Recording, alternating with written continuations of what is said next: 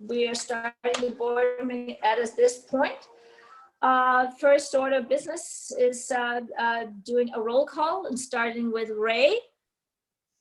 Johnson present. Are you present? Okay, and Mike? Present. Here. Marianne, I'm present. And Robert? Present.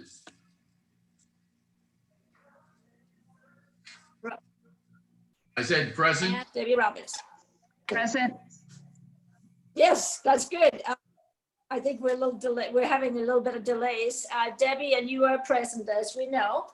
Thank you. Yes. Let's move on to the Pledge of Allegiance, please. Jessica, will you roll the pledge?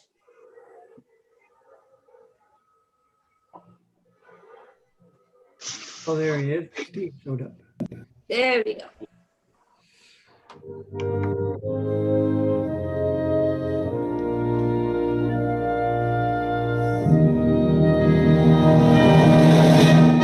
I pledge allegiance to the flag of the United States of America and to the republic for which it stands, one nation, under God, indivisible, with liberty and justice for all.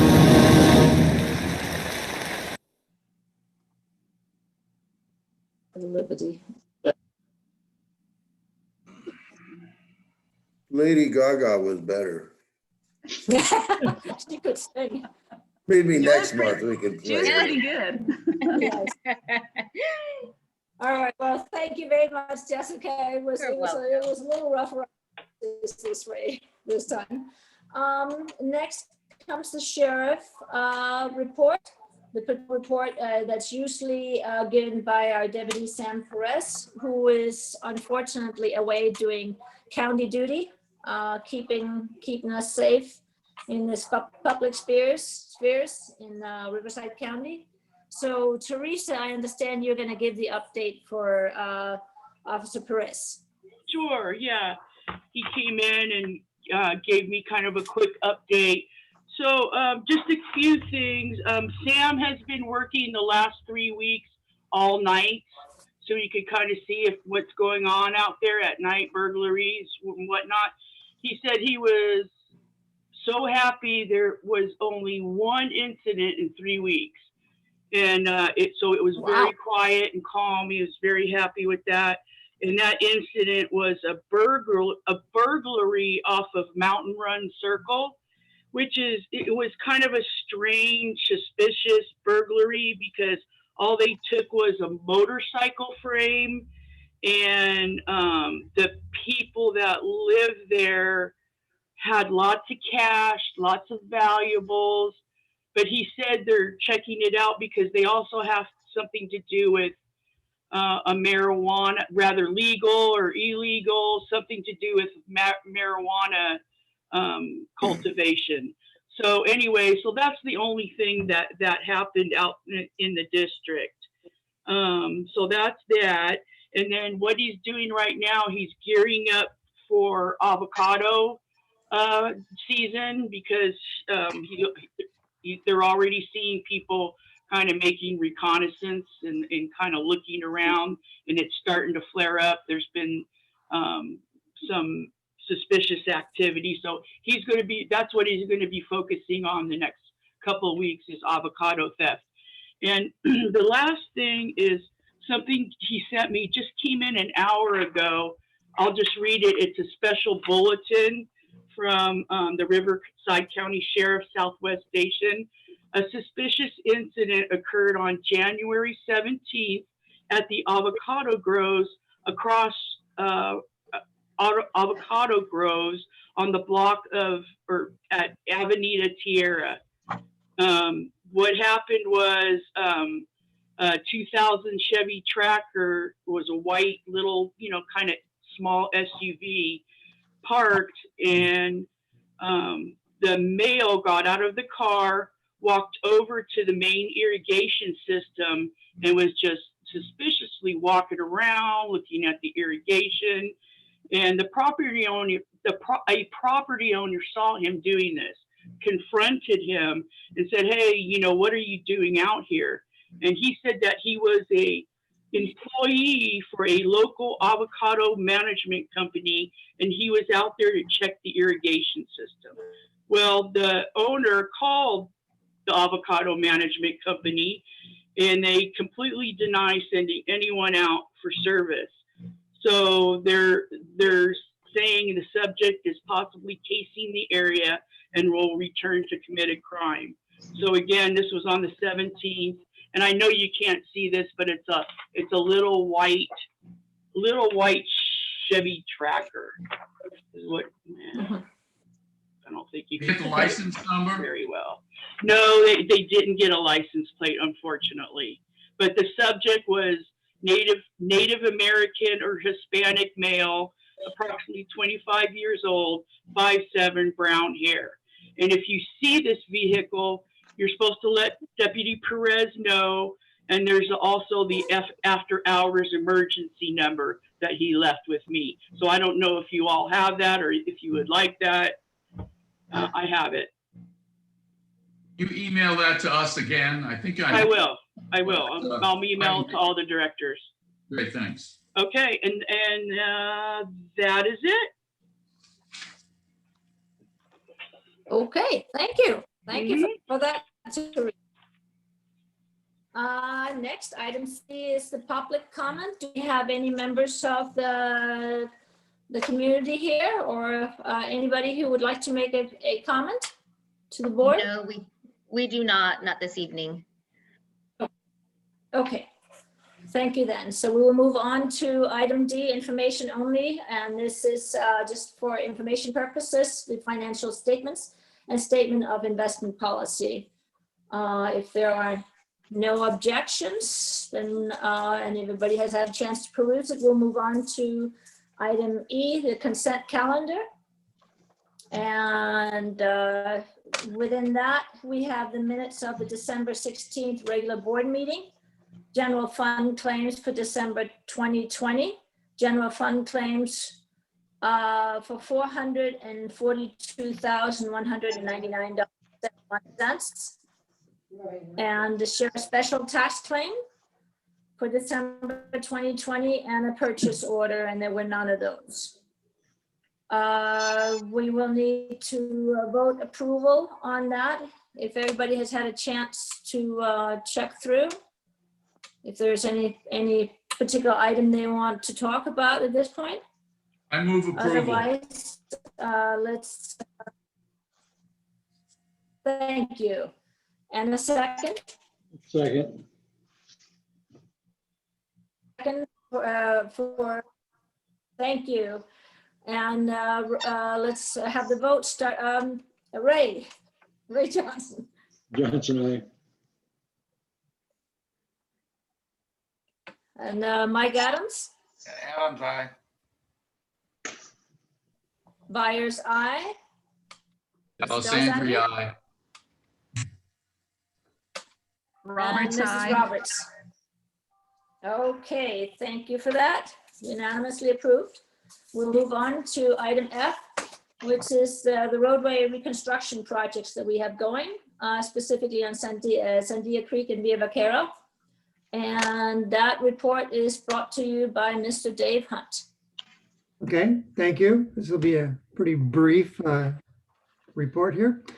Sandia Creek, the district has set up the computer program that everything can be downloaded on by our consultant, and everything has been put into that.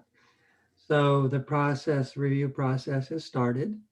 We really probably won't have any updates on that for probably a couple of months till we hear back from them in their review process. So on that one. On the slurry seal project, they finished the slurry seal a month ago, and they've been finishing up striping. And Steve said they should be done at the end of last week or this week. Steve, are they done striping out there? They didn't stripe today. They would have finished up today, but the winds were too high. So they're scheduling it for tomorrow, weather pending. Okay. And then they'll be done with that, and then we'll get their final invoice in and brought back to the board next month for payment on that. Buena Vista reconstruction project. The environmental group had 2 meetings with one which is Riverside County environmental people, and that went well on the 10th.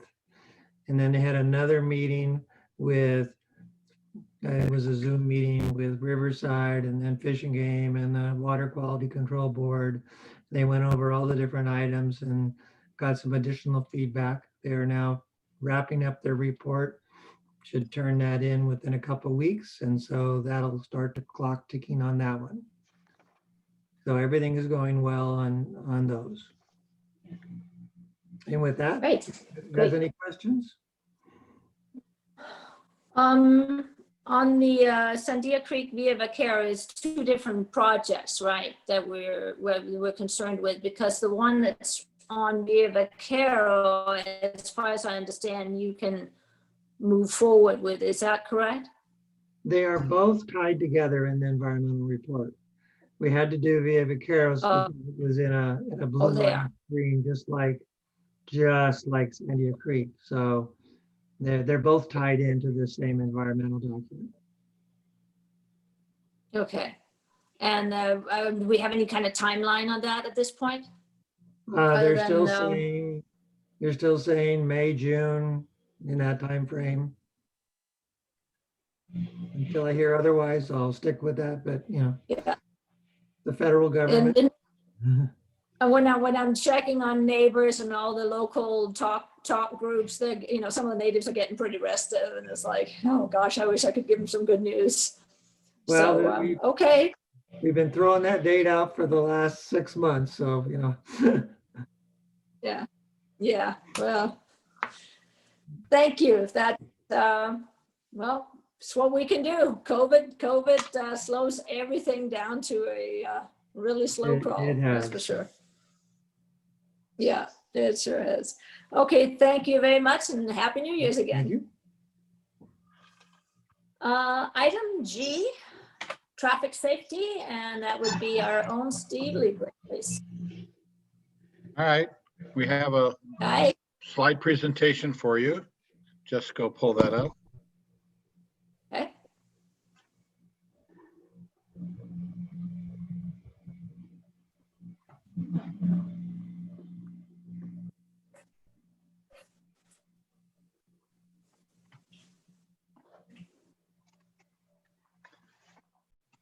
So as we just talked about, the Surrey Still project is like, we're that close, okay? We have half a dozen or more punch list items that are due striping, and if the weather holds out tomorrow and we don't get high winds, we'll get that completed tomorrow and we'll be done.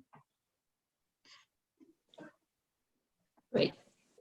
We been moving around the CMS. We left it out for the holidays on Sandia Creek, which you probably saw. And the next streets that are scheduled are listed here, that we'll be putting it out probably every week to 10 days on each street, just to keep encouraging drivers to exercise caution and watching their speeds. Mhm.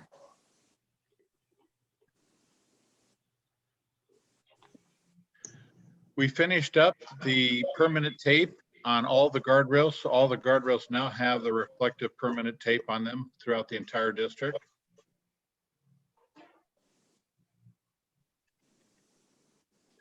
We installed the sign that you approved about 4 to 5 months ago. We went ahead and installed it and have it in place so that when the road is reopened, this turn restriction will be in place ahead of that. Wishful thinking. A brief update on the county. We asked for a speed limit for them. They are recommending a 45-mile-an-hour speed limit on that section of roadway between the Temecula city limits and Avenida del Oro. It'll take about 60 days to implement because they've got to go through the Board of Supervisors with 2 readings on the ordinance. What they did do for us is they took the 55-mile-an-hour signs down in the interim. So the only signs out there now for motors to see is the 40 and 35-mile-an-hour curve signs. This area here, you're all familiar with, the overlook area that people stop and do other things that we don't want them to do. The county is going to be installing, and I don't know if you can see it real good in the picture, but right in about the middle of the picture, you see the little red flags or tags. That is where the guardrail is going to go. They're going to put a guardrail that's about 30 feet off the edge of the pavement, and they'll put up no stopping signs there so that it can be enforced. But they'll basically be guardrailing that area off and leaving just an opening for the driveway for the private residences. Back where you see the K-rail, that's 100 feet off the roadway. That's where the resident is going to be building a permanent fence with gates to close off his area. Mhm. And that's the traffic section. If you have any questions, I'll be happy to answer. Maybe not a question, but an update. I understand, I was notified too late, but this week there was a second meeting in Fallbrook about the closure of the road, Deer Creek. There was a meeting earlier, and I understand that seemed to go well. And I just don't know what happened at this last meeting. I was notified, unfortunately, the day after the meeting that the meeting was occurring. And so I wasn't able to listen in. And I don't have any more update on it except that. Well, Debbie and I have a big update, so I'll let Debbie spoil the surprise and give it to you. Well, Okay. but before we go forward with that, I think that's probably part of your engineering committee report. Isn't that right, Debbie? Yes, it is. All right. Okay. We Then just I won't give away the punchline. Well, just hold that thought. Hold that All right. thought. All right, let's do the maintenance one now. So as you know, we've been continuing to grade shoulders. This is the right time to do it. And we're getting rid of the weeds, not just mowing them down. So this is a much more effective use of our staff time so that these weeds will be gone for a whole year. The shoulders that we graded just since your last meeting are these 13 streets, and that so the staff was really proactively getting out there and getting these done. Great. We're dealing with other ongoing activities like illegal dumping along the roadways. This seems to be the season for some reason. Everybody wants to throw their stuff out in our right of way. So that'll be stuff we'll be working on over the next few weeks, getting rid of that. Our staff did a great job on this one here. This was a concrete gutter that actually is like failing or sinking. It's down about 4 or 5 inches from the edge of the pavement. And so besides undermining the road and being a potential trip hazard, this is just a nightmare. They came up here and spent a couple hours up there, and they made a real nice job out of filling that all in, getting rid of the hazard. And mostly the improvement too, for if a vehicle were to run off and run into that hole, That looks good. We're working with the water district on getting 4 leaks in town repaired. I think that we might, by the end of this week, have 3 of those 4 done. There's one that's going to be a little bit more effort and it'll probably go well into next week, but we've got, I think, 3 of the 4 done. This is a new idea that we wanted to let you know about, that we're going to be looking at purchasing a small little crack sealing machine here. This is a walk behind type machine. And what it does is it allows us to take those larger cracks that we see that are over 1.5 inches or inch, that a slurry sealing wouldn't necessarily fill in, and just put an extra amount of sealing in there to kind of preserve and protect the roads for a little bit longer. The second idea that we're looking at is making our cold patch pothole fixing into hot patch type permanent fixing. So it'll last a lot longer. The cold patch was only designed to, last for, a few months kind of thing like that. And then you have to have a contractor come in and repair it. But we actually think we can do this in-house, and it'd be a proactive approach to, repairing the roads, and it'd be a big cost savings over what a contractor would do. We rented a skid steer this week. The boys have been out doing a great job with this thing. This is a picture, you guys are probably familiar with the Anza Road. This is a picture of what used to be there a couple of days ago. These reeds and bamboo, it's hard to tell from this picture, you'll see in the next picture, but they're about 30 feet high from the bottom of the ravine. And so the skid steer got in there and started digging and tearing it down and removing this growth.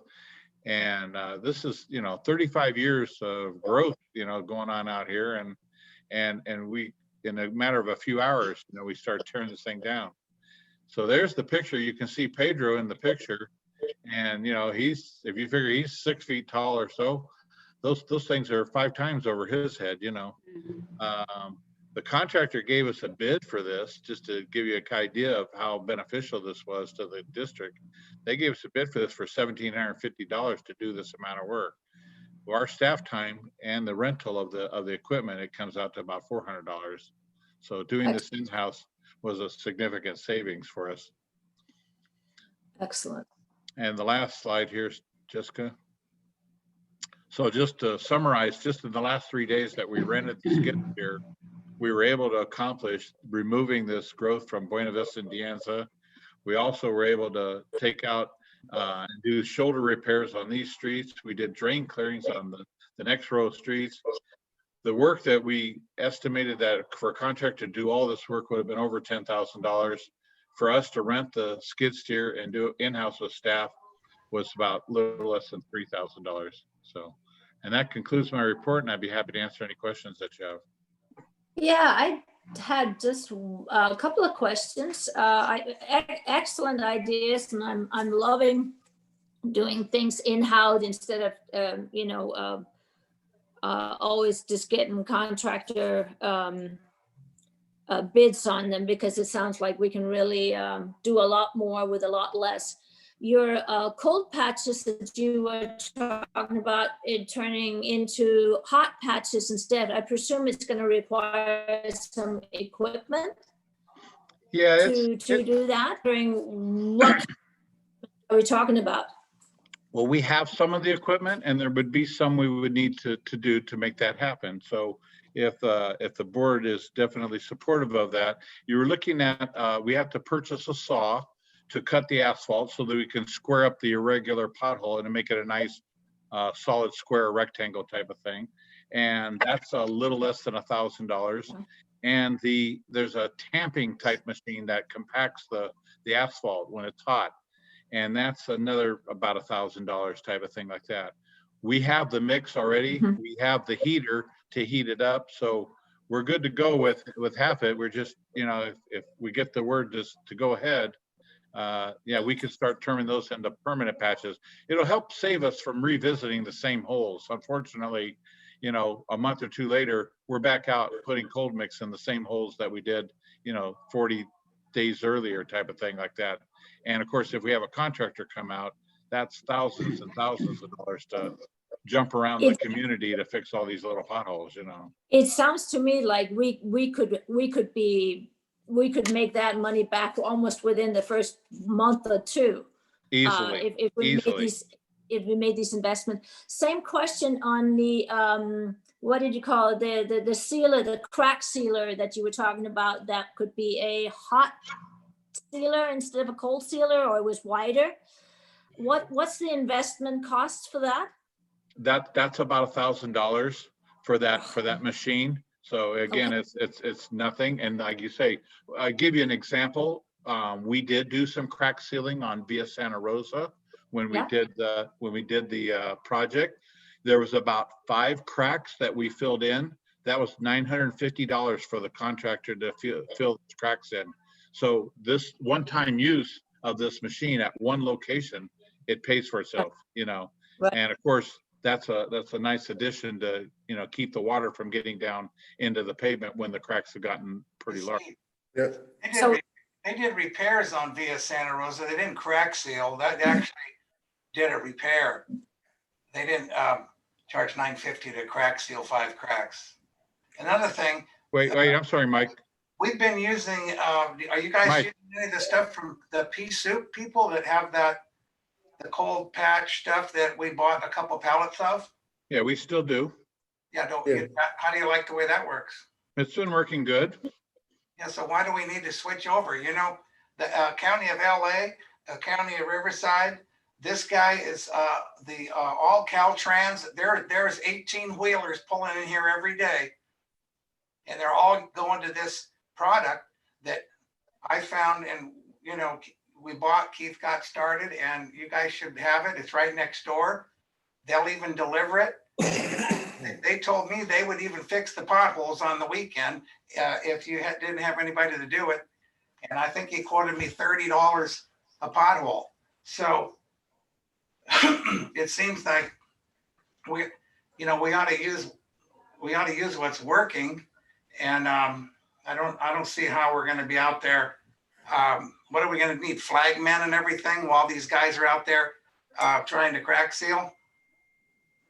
You know what? I mean, that's not going to be an effective way to do it. This stuff over here, do you think the county of LA and Riverside, and they're shipping stuff to Florida, all states, 18 big flatbed trucks loaded up with 30 tons of this stuff are leaving every few days. So we were one of the first districts to get to try it out and use it. And I've used it on my street because nobody goes up and fixes the potholes on Tornado. And I fixed 2 of them last year. That stuff doesn't go out. It doesn't, you're not back on the same hole in 40 days. The stuff's completely waterproof. So I would, I don't know what, reinventing some new way to do. I mean, you can do what you want. I'm just saying we already have the product that'll take care of that. And if you use it, you're not going to be revisiting the potholes. Unless there's a structural issue below the pothole, then you've got to put a subsurface in and all that. Dave Hunt will tell you how to do that. But I just wanted to know because they've asked me what happened. Nobody's contacted them recently. I said, well, maybe they still have some, they haven't used it all. And that's exactly correct, Mike. We haven't used it all. We bought 2 pallets from them about 3 or 4 months ago. We still have a few and we're ready to reorder. And we will be using that pea soup as part of the solution. So we're not abandoning that, okay? But by making it more of a hot mix and a permanent cut, it'll stay in there longer. Even the pea soup comes out once in a while, okay? So this way, like you say, there are some structural issues on some of these where we need to dig down a little deeper and clear it out and make it a more permanent patch. So it gives us both options. If it's something we just pop the pea soup in, great. If it's something we need to cut it open and make a little larger patch out of it, then we have both options available to us. And we can do both of them in-house cheaper than we can hire anybody else outside to do. So yeah, well, we used to do everything in-house. Our engineering and all kinds of stuff was way cheaper in-house. It's funny how you guys decided now that it's cheaper to do things in-house. But that's a step forward in the right direction. okay, thank you. All right. I would like to ask Jim if we were to, since we've just now been given this information about the hot patches and the crack sealer, what are the steps that are needed in order for the board to approve purchase if it so desires these items, Jim? Okay, well, I'm not sure this wasn't really put on to Right. take an action tonight. Now, the little crack sealer, you're not going to get very far with that, but that is nice to have. If you're out there, it's in the back of the truck and you want to just, put some sealant in a small crack. You're not going to be able to do all of our roads with that, but so that's okay for $1,000. That would be just maintenance budget, whatever. In terms of doing hot patching, I think it needs more. We need to look at it more. Okay. I mean, we've been So talking about it and studying it, but I don't think it's ready for a decision at this point. You have anybody Right, who knows how to do it. Right. It'd be nice So to have somebody this that knows how is to do something it. we can. Okay. I'm sorry? So this is something that engineering committee can take up and give us a. Exactly, yeah, I think this is just getting Okay. started, yeah. Yeah, it's just Okay. on the Sounds good. table for right now. It's something we're going to delve into over That's- the next month here. Oh, great. Sounds good. Excellent. So thank you very much for your report, Steve.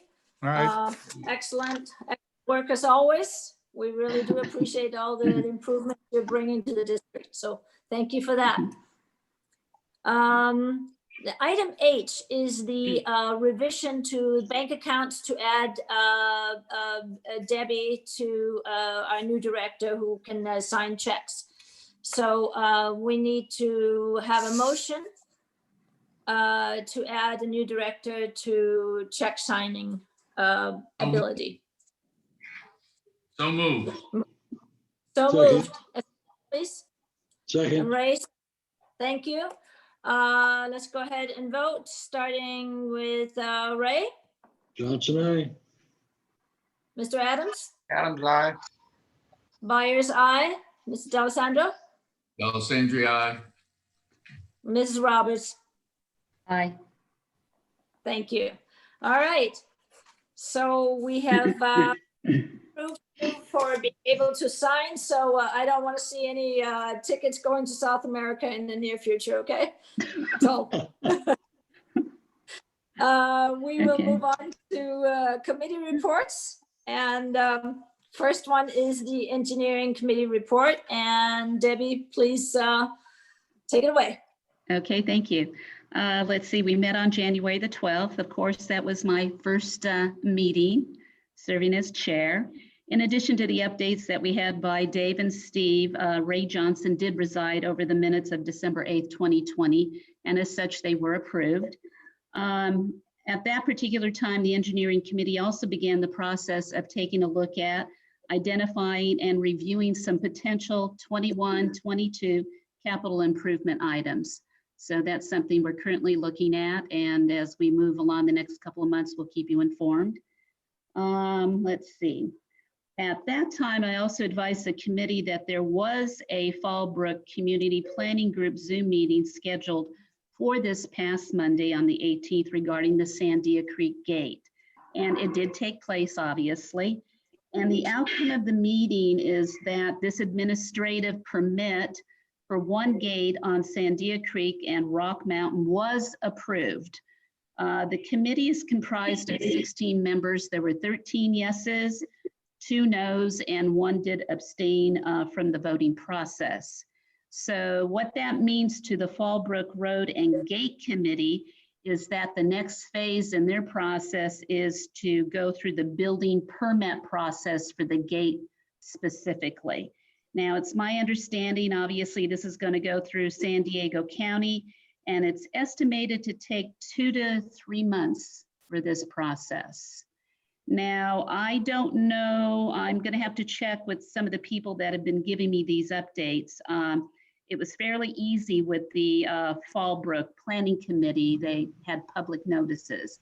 So this is a whole different group of individuals. So I'm not really sure how much information I'm going to get, but I'll certainly find out, and that way I can keep everybody informed. Great. Any questions? Was there a discussion as to how the Riverside Duluth residents will be able to get access through the gates at this point? Not really, other than the chair, Jack Woods, did remind the residents there that are comprised of the committee that they continue to need to focus on the administration of the gate and specifically in terms of the accessibility to the Riverside County, but also to the non-Fallbrook residents of that stretch of road. So because again, it's a private road, and there's roughly 45 plus residents that reside on that road. So obviously they have the first accessibility for that. So that is something that I also reminded them that they needed to keep. I told Jim this, to keep Jim informed of any information and communications as it relates to that. So I think right now they are focusing primarily on the permit process, but they are working on these other items as well as it relates to the outside communities.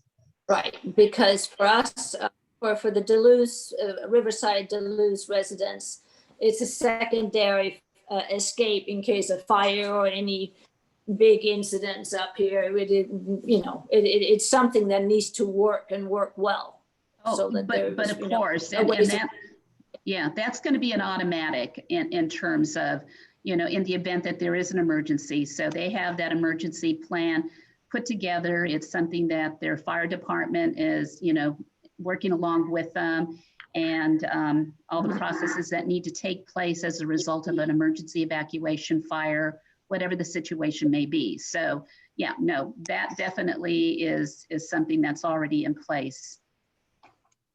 I had two calls within the last 2 weeks from people involved in this gate issue, but one of them was the San Diego County. I guess he's a planner in the planning department, and this area is his jurisdiction.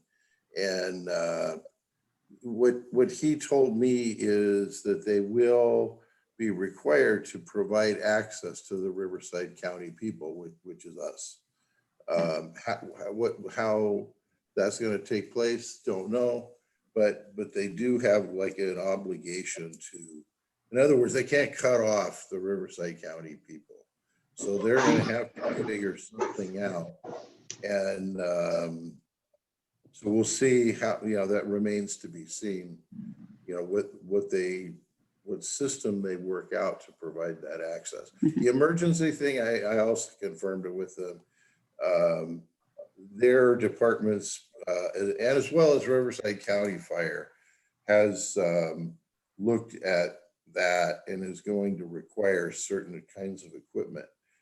One of them is called a Knox box. I think you all know there, but a more sophisticated type system.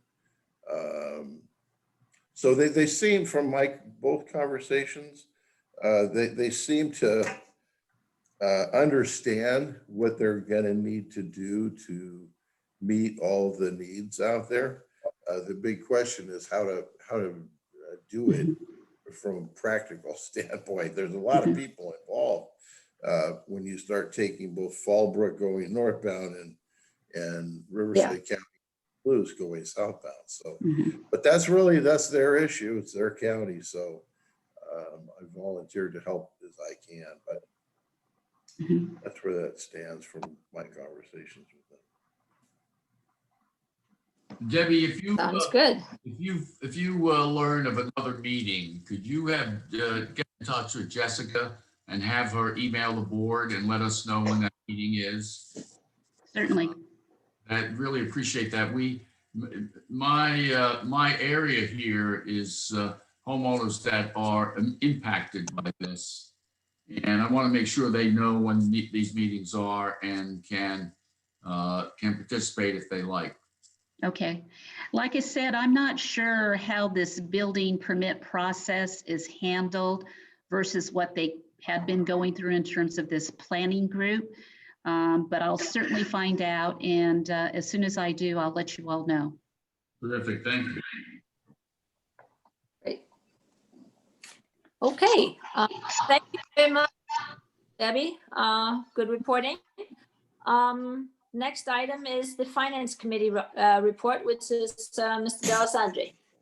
Thank you very much. We met yesterday. And in addition to reviewing the December claims, which you all had a chance to look at earlier, we got an update on the audit presentation, and that will be occurring in February.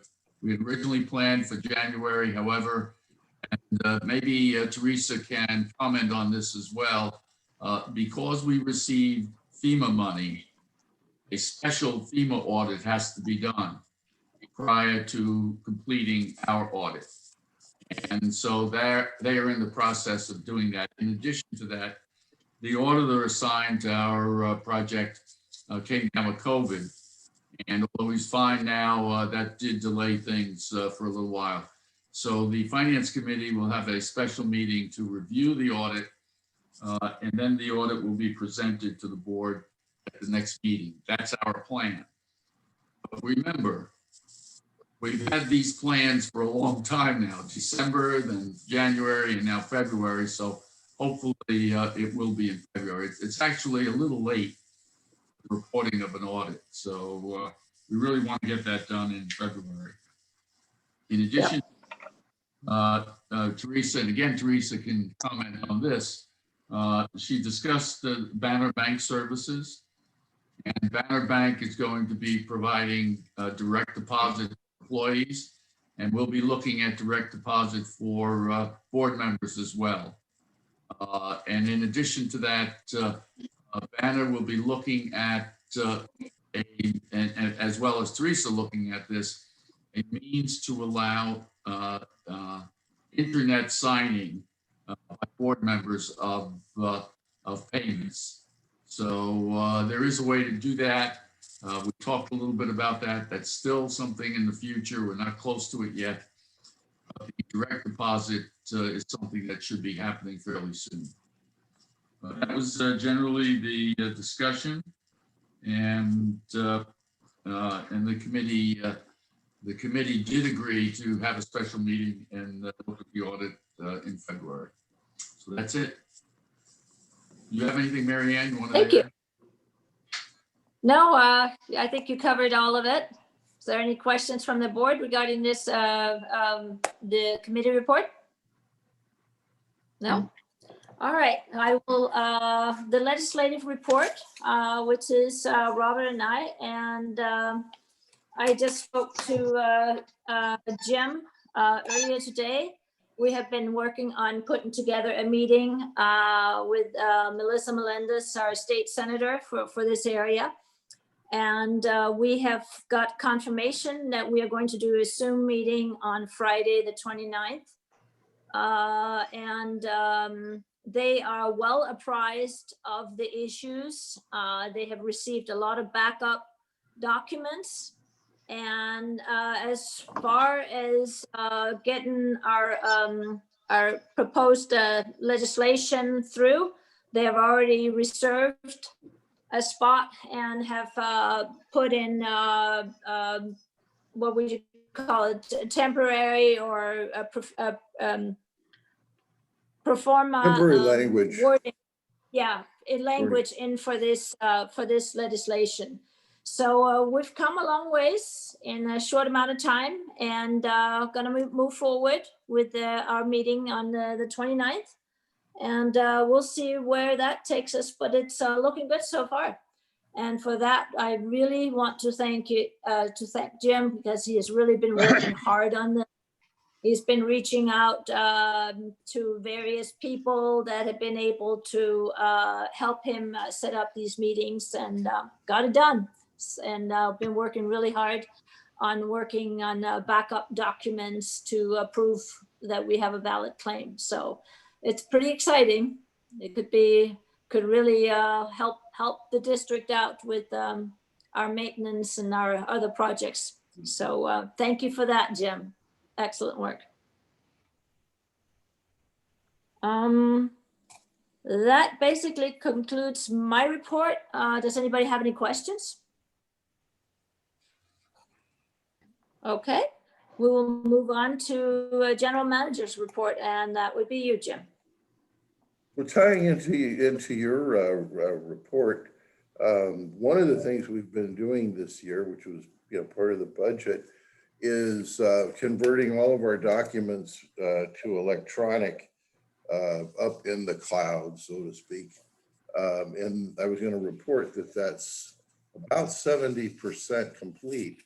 We've got a temporary person who's just done a fabulous job, who basically scans documents all day and refiles them in an electronic file system.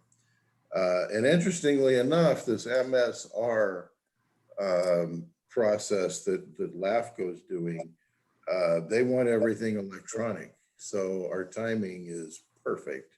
And then I've been actually using it to work with the Senate staff, because these groups, Melendez is on the Transportation Committee, just to give a little bit more background to the others here. And that's where we got hung up last time. And a lot of this is just people being in the right place at the right time. But she has access to the transportation staff being on the committee. And they've been asking some really tough questions and wanting a lot more verification. More isn't a helpful, not so much that they're trying to knock us out and they would tell us if they discovered something, but it's actually becoming a little bit better. Our case is improving. And one of the things I'll just toss out, I've suspected this since day one, only because I'm so old now that I was here when at the beginning of my career with Prop 13. And I never could understand why Prop 13 didn't come into play here. And we found out just recently that this was supposed to have been a property tax district. And what happened is it was going to be part of that 1%, but it didn't make it in time. And then Prop 13 came along. We're talking just months. And so it had to be converted to either an assessment district or a benefit fee kind of district.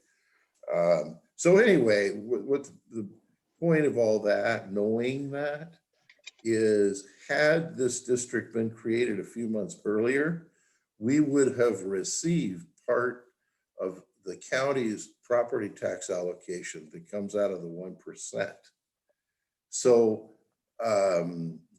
they are somewhat involved here as far as our financial situation. The other thing is gas tax back then didn't generate a lot of money. So when I used to do budgets, 40 years ago, the road department budget for the cities I was in was only funded partially. Gas tax was like you throw it into the road budget and then you supplement it with all these other revenue sources. Now, most agencies are almost entirely gas tax. But lots happen economically in those 40 years. So anyway, why they didn't go down the gas tax route at the time is a big question mark, particularly when they hit the wall about the property tax. So anyway, I think it makes our position a little bit stronger. I don't know if much is the right word, when we get to the table with the county, which is where this is going to end up eventually. So anyway, and we discovered that because we were able to access the LAFCO has gone, all their files are electronic, and this temporary person, Renee,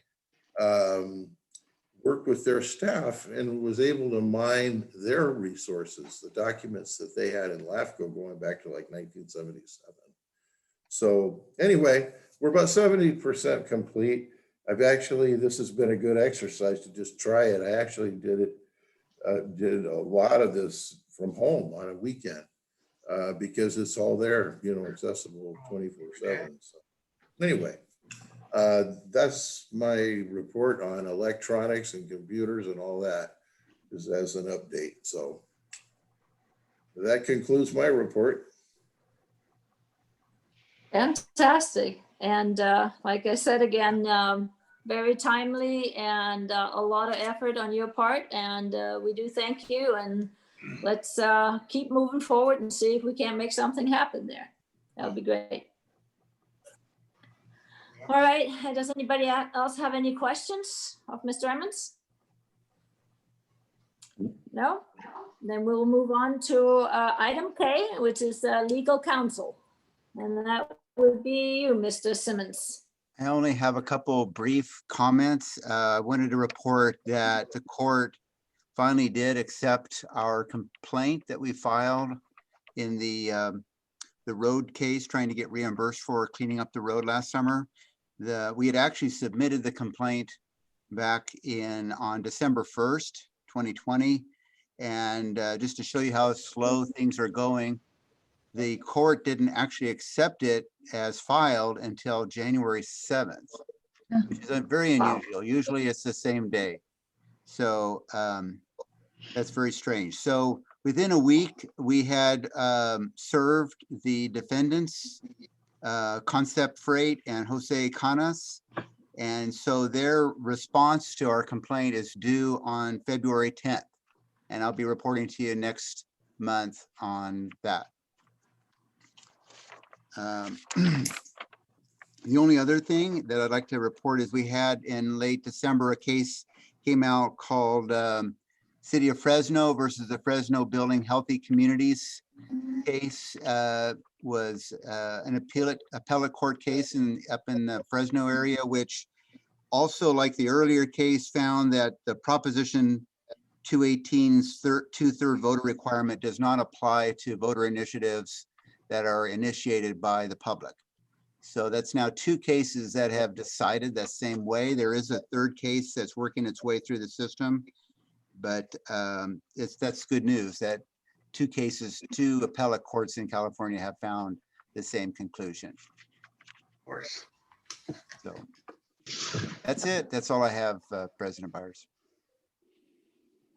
All right, well, thank you very much. I think that concludes our meeting for tonight. And the meeting is adjourned. Thank you very much, everybody. And stay careful, and let's get through to the next chapter here. Vaccines are coming. Good Take night. Have a care. great evening. Bye. Right. Bye.